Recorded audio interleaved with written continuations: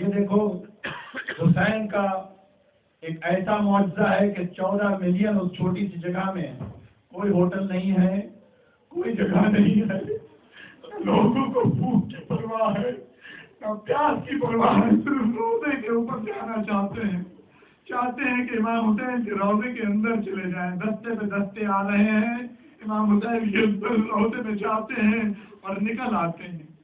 تو یہ حال ہے عاشور کا، عاشور کے دن کا، عاشور کے دن کی اہمیت کا۔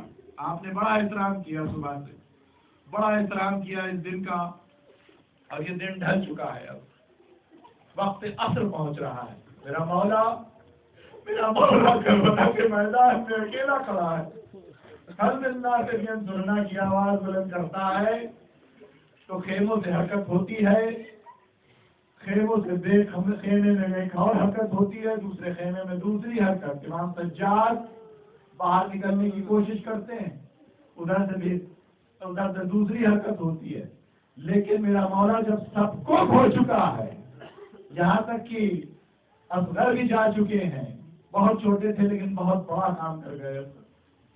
جب آپ پڑھتے ہیں اصغر کے مصائب اور دیکھتے ہیں کہ حضرت علی اصغر نے کیا کیا اسلام کے لیے، تو سمجھ میں آتی ہے تاریخ۔ اب دیکھیے حسین جنگ کرنے کے لیے میدان میں کھڑا ہے تنہا، سورہ نازل ہوتا ہے اور سورہ فجر کی آیت نازل ہوتی ہے کہ حسین یہ جنگ روک دو، یہ ناحق جنگ ہے، روک دو۔ اور جب یہ وہی آئی، حسین نے میان میں تلوار ڈالی اور چاروں طرف سے دشمنوں نے گھیر لیا۔ اس سے پہلے حسین نے ظہر کی امان نماز ادا کری، آپ نے دیکھا اور سنا بھی بھائی سے ہمارے، نماز خوف ادا کری امام حسین نے، ظہر عین نہیں پڑھی، نماز خوف میں اس کو بدلا۔ وقت کے حساب سے امام بتلا رہے ہیں کہ کیا کیا کر سکتا ہے انسان۔ اور اس کے بعد جب میرا مولا گر گیا تو تیروں کی بوچھار اس کے جسم پہ اس طرح سے ہوئی کہ اب میرا مولا ذوالجلال پہ نہیں سنبھلا۔ میرا مولا ذوالجلال سے زمین پر تشریف لاتے ہیں، جب مولا زین سے زمین پر تشریف لاتے ہیں تو اتنے تیروں سے زخمی ہیں کہ کچھ چند منٹوں تک حسین کا جسم زمین اور آسمان کے بیچ میں لرز رہا ہے۔ یہ وہ منظر ہے جو لکھنے والے لکھتے ہیں کہ تیر اس قدر تھے حسین کے جسم کے اوپر کہ جس کا بیان نہیں کر سکتے۔ اور اس حالت میں حسین ابن علی کربلا کی جلتی ریتی پر اپنے خون سے اس کو خاک شفا میں بدل رہے ہیں۔ یہی وہ حسین کا خون ہے جو خاک شفا میں بدلا، اور ہم نے سجدہ کیا اس پر۔ ارے ہم نے وہی کیا جو حسین نے کیا۔ جب حسین نیچے آئے تو سجدے کی حالت میں آئے۔ ارے اب دیکھیے حسین کی شجاعت کہ دنیا سے رخصت ہو رہے ہیں لیکن اللہ کا سجدہ نہیں بھولتے۔ حسین نے سجدہ آخر ادا کیا اور اس کے بعد حسین اس قدر تیروں کے زخموں سے گھائل ہو چکے ہیں کہ اب زوجنے کو سمجھ میں نہیں آتا کیا کروں۔ ارے آقا تو میرا زمین پہ آ چکا ہے، ارے کیا کرتا، وفادار گھوڑا تھا، وفادار زوجنا تھا۔ کرنے لگا گریا حسین کے لاشے کی چاروں طرف۔ ارے یہ وفا یہ دکھا رہا ہے بے زبان جانور کہ تمہارے اندر اگر ہمت ہے تو آؤ اس کو پامال کرو، میں جب تک زندہ ہوں حسین کے لاشے کو پامال نہ ہونے دوں گا۔ یہ وفادار ذوالجنا ابھی یہ دیکھتا کیا ہے کہ شمر جلد روشان حسین کے لاشے کی طرف بڑھتا ہے، خنجر نکلا۔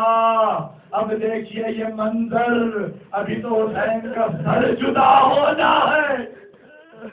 ارے خنجر نکلا، حسین کا سر جدا ہوا۔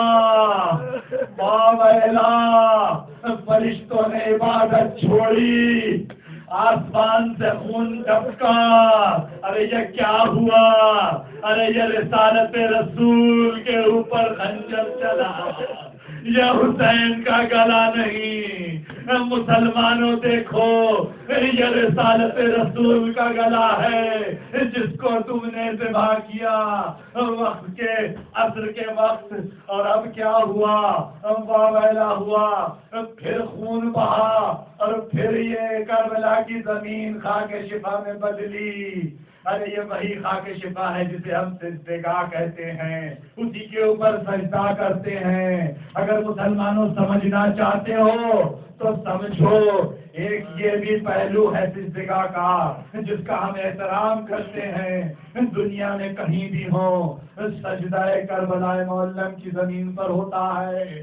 ارے یہ وہ وقت تھا کہ اب کیا کرتا ذوالجناح؟ ابھی خیموں میں خبر نہیں پہنچی، حسین دنیا سے رخصت ہو چکے ہیں، نو کے نیزہ پہ سر بلند ہو چکا ہے. اب یہ کیا کرتا ہے؟ نادان زبان بے زبان جانور جاتا ہے خیموں میں سر مارتا ہے، اور ایسے سر مارتا ہے کہ خود کا بھی بدن تیروں سے زخمی ہے. ارے بیویوں نے دیکھا یہ کیا عالم ہے، ارے کیا عالم ہے، یہ ذوالجناح کیسے حسین کے منہ پر ہے. آؤ بکا شروع ہو گیا خیموں میں. بیویاں سمجھ گئیں کہ حسین مارے گئے. اللہ قتل الحسین و کربلا. بیویاں ذوالجناح کے ٹاپوں سے لپٹی، ادھر سکینہ لپٹی. اے میرے بابا، اے میرے بابا، تم مجھے اکیلا چھوڑ گئے. زینب لپٹی، آؤ بکا اور گریا شروع ہوا.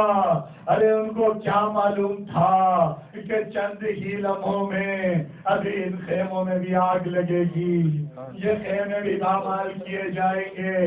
نہیں پڑھوں گا، شام آنے والی ہے، آرام سے فرصہ دیجیے گا بی بی زینب کو. شام جب غریب ہو جائے گی، غریبوں کی یہ شام غریبہ ہوگی، اور اس میں آپ فرصہ دیں گے. آپ کی زحمت کو تمام کیا. آپ کو سوائے غم حسین کے مومنوں کسی غم میں نہ جدا کرے، ہمیشہ کسی غم میں نہ مبتلا ہو سوائے غم حسین کے. یہ آخری التجا ہے. اور یہ دیکھیے غموں کا سلسلہ جاری ہے. یہ اشرا ختم ہوگا، دوسرا اشرا ثانی شروع ہو جائے گا. مومنوں نے درخواست کی ہے دوسرا اشرا-ثانی 31 جنوری سے حسینیہ امام بارگاہ میں 31 دسمبر کو شروع ہوگا. تو یہ غموں کا سلسلہ 2.25 مہینے جاری ہے. دل بھر کے پرسہ دیجیے اور اس پرسے سے سیکھیے کہ امام حسین نے ہم کو کیا دیا ہے، کیا جواہرات چھوڑ کے گئے ہیں ہمارے لیے. صلی اللہ محمد